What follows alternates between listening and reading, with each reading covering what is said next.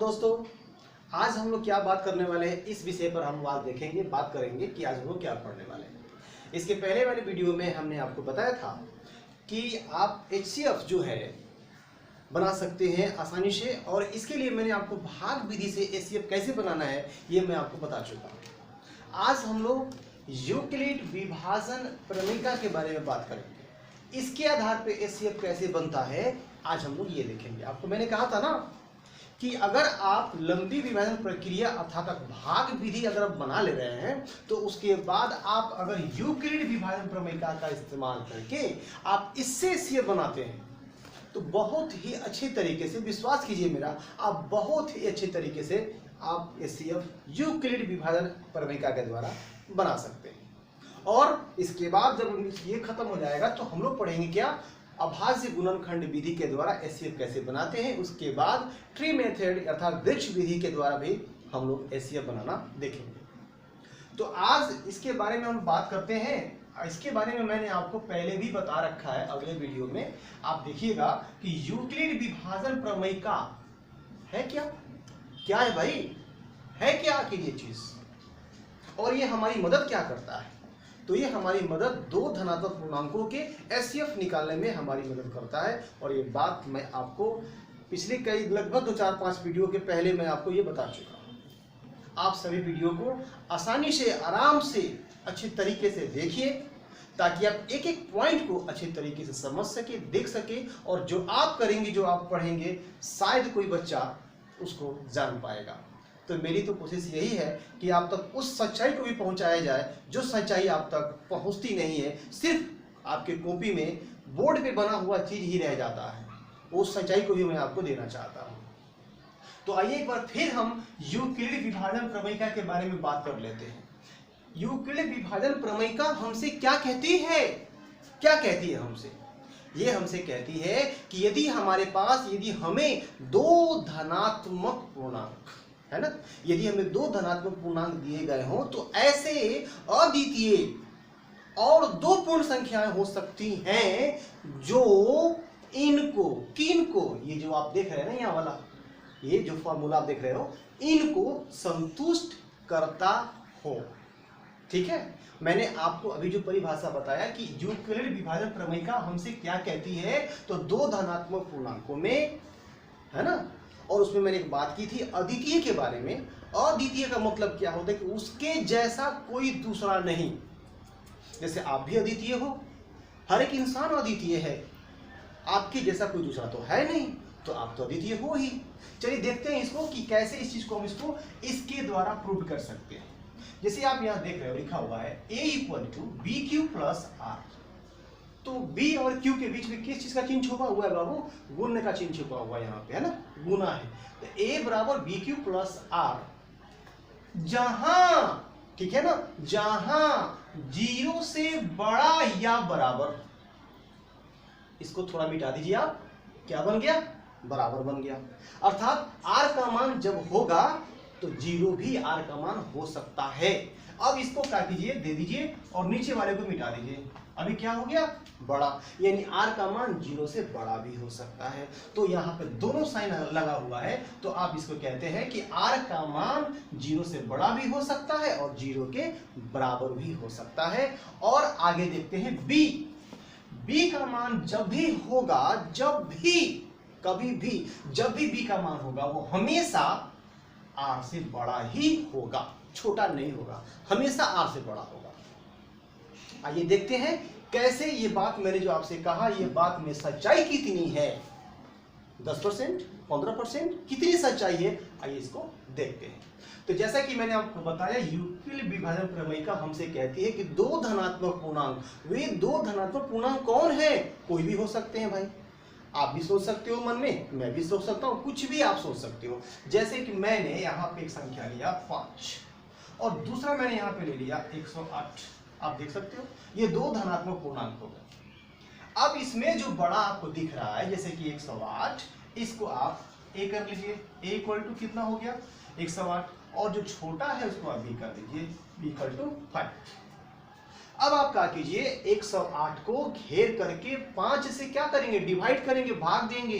108 गौर से देखिएगा, 108 में आपको भाग देना है कितना से, 5 से भाग देना है, तो कितना जाएगा, 5 दूना कितना होगा बाबू 10, और ये क्या होगा आपका कट जाएगा, क्योंकि यहाँ पर क्या होता है माइनस का चिन्ह होता है, तो 0 में 0 गया तो कट गया, 1 में गया तो भी कट गया, बचा क्या 8, ऊपर से अंक उतरा हुआ है, ऊपर से अंक उतर गया। अगर ये महाशय इसमें भाग नहीं लगा सकते, अंक उतर गए ठीक है, अगर ये महाशय इसमें भाग नहीं लगा सकते तो उसके बदले हम क्या देते हैं, यहाँ पे 0 देते हैं, याद रखिएगा बेटा, ये बहुत जरूरी है आपको। लेकिन ये अंक उतरा है और ये महाशय इसमें भाग लगा सकते हैं, अर्थात ये बड़ा है इससे, तो इससे हम आसानी से भाग लगा सकते हैं। कैसे देखिए, 5 वन जा कितना होता है 5, 5 एकम 5, 8 में से 5 के क्या बचा 3। अब बगल में अंक भी नहीं है कि हम उतारें, और इस महाशय से अब इसमें भाग लग भी नहीं सकता क्योंकि छोटा और क्या है बड़ा है। तो पता नहीं, हमने तो बना दिया, पता नहीं ये भाग सही भी है या गलत। तो आप किसी भी प्रकार के भाग को बना भी सकते हैं और उसको जांच भी सकते हैं, और इसी चीज को जांचने के लिए ये फॉर्मूला यहाँ पे आपको दिया गया है। कैसे, आइए आपको बताते हैं। सबसे पहले कि इसमें कौन क्या है, जैसे हम लोगों के बहुत सारे शरीर के मतलब अंग हैं, उसी प्रकार भाग के 4 मुख्य अंग होते हैं, और कौन कौन से देखते हैं। पहला आपको मैं बता दूं, ये जिस संख्या से हम भाग देते हैं वो, जिसको हम क्या कहते हैं भाजक, इसको कहेंगे हम भाजक, जिससे हम भाग लगाते हैं, और जिसमें आप भाग लगाए हैं इस 108 में, इसको आप कहेंगे भाज्य, भाज्य कहेंगे इसको। और भाग देने के बाद यहां जो आपको संख्या मिली है वो संख्या आपकी हो जाएगी भागफल, भागफल इसको हम बोलते हैं।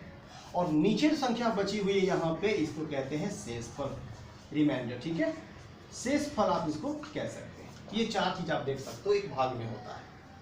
ये भाजक हो गया, ये भाज्य हो गया, ये भागफल हो गया, और ये आपका क्या है शेषफल है। अब इसमें कौन क्या है देखिए, जैसे 108 जिसको हमने कहा भाज्य कहते हैं, इस भाज्य को इंडिकेट करते हैं हम किससे, ए से, उसको कहते हैं ए, ध्यान से देखिएगा बेटा, उसको कहते हैं ए। और ये जो 5 है जिसको हमने कहा भाजक, इसको हम लोग बी नाम देते हैं, बी इसका इंडिकेशन हो गया। इसके बाद ये जो आप देख रहे हैं भागफल, इसको कहते हैं हम क्यू, क्यू, ध्यान से देखिएगा। और शेषफल जो है इसको कहते हैं आर, रिमाइंडर, ठीक है। ये 4 चीज हो गया। अब आइए देखते हैं कि ये संतुष्ट करता है कि नहीं हमारे भाग को, और सिद्ध करता है कि नहीं हमारा भाग सही है या गलत, ये सिद्ध करता है कि नहीं। इसको देखिए, फिर इसको समझेंगे हम। देखिए ध्यान से, यहाँ पर क्या लिखा बाबू, ए बराबर बी क्यू प्लस आर, मान भरिए इसमें। तो आप मान जब रखेंगे तो ए का मान देखिए, इसको हम बोले हैं भाज्य को ए बोलते हैं ना, तो भाज्य कितना है आपका 108, तो ए के स्थान पर क्या आ जाएगा 108 is equal to b. B क्या है आप देख सकते हैं, भाजक कितना है 5, और दोनों के बीच में क्या चिन्ह है गुना का। क्यू, क्यू का मान कितना है देखिएगा 21 21 है, और आपका रिमाइंडर कितना दिया हुआ है 3, यहाँ पे 3 हो गया। अब इसको देखते हैं कि ये दोनों इक्वल आता है कि नहीं, क्योंकि यहाँ पर इक्वल का चिन्ह लगा हुआ है बराबर का। अगर इक्वल आया तो हमारा भागा सही है, अगर नहीं आया तो हमारा भागा गलत है। देखते हैं, 108 को 0 करके उतार सकते हैं आप, 21 में 5 से गुना कीजिए 105, 105 में 3 को जोड़ दीजिए, कितना हो जाएगा 108। आप देख सकते हैं कि आपका दोनों तरफ का आंसर समान आ चुका है, LHS बराबर RHS आपका आ चुका है, अर्थात ये कथन आपका बिल्कुल क्या है सही। अब इसको देखते हैं कि ये क्या कहता है। ये क्या कहता है कि R का मान 0 से बड़ा होना चाहिए। हो सकता है R का मान 0 से क्या होगा बड़ा, देख सकते हैं R का मान 0 से बड़ा है, या तो फिर 0 आना चाहिए, या 0 भी हो सकता है। अगर आप ऐसी संख्या से भाग दीजिए जो कि शेषफल आपका क्या आ जाए 0 आ जाए, तो 0 भी हो सकता है R का मान। फिर B का मान R से बड़ा होता है हमेशा। देखिए B का मान देखिए B है, R से क्या है आपका बड़ा है कि नहीं, ये 3 अधिक क्या हो गया 5, इससे बड़ा है। तो इसका मतलब ये जो आप देख रहे हो, इससे पता क्या चलता है कि अगर हमें 2 धनात्मक पूर्णांक दिए गए हो तो 2 ऐसे अद्वितीय, अद्वितीय मतलब उनके जैसा दूसरा कोई नहीं, तो दो अद्वितीय कौन कौन हो गए? एक अद्वितीय हो गया 21 और एक अद्वितीय हमारा हो गया 3।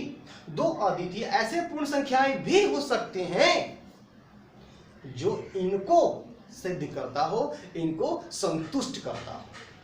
आई होप कि आप लोगों को ये हमारी बातें अच्छे तरीके से समझ में आ गई होगी। अब यहाँ देखेंगे, ये जो हमने देखा है, जैसे यहाँ पर हमने लिखा है ए बी क्यू आर, सब आप देख रहे हो। अगर कोई आपसे पूछे कि ए बी क्यू आर में रिलेशन क्या है, संबंध, तो आप उसको ये दिखा देंगे, ये है इसका संबंध। इस सूत्र पे यहाँ पे आप चाहे तो सूत्र भी बना सकते हैं। जैसे ए, यहाँ देखेंगे ध्यान से, भाज्य बराबर क्या हो जाएगा? भाजक गुने भागफल और जोड़ क्या हो जाएगा? शेषफल। ये आपका फॉर्मूला हो गया। भाज्य बराबर भाजक गुने भागफल जोड़ शेष, अर्थात क्या हो गया? a equal to b into q और प्लस क्या हुआ? r।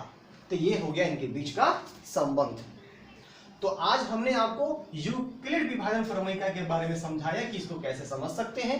अब अगले वीडियो में मैं आपको ये बताऊंगा कि इसके आधार पर HCF कैसे बनाया जाता है। लेकिन आपसे एक रिक्वेस्ट है हमारी, प्लीज कि आप इसको अच्छे तरीके से समझ जाइएगा, क्योंकि जब हम HCF बनाएंगे तो इसके बिना आप HCF को अच्छा से बना नहीं पाएंगे। चलिए मिलते हैं अगले वीडियो में, तब तक के लिए जय हिंद।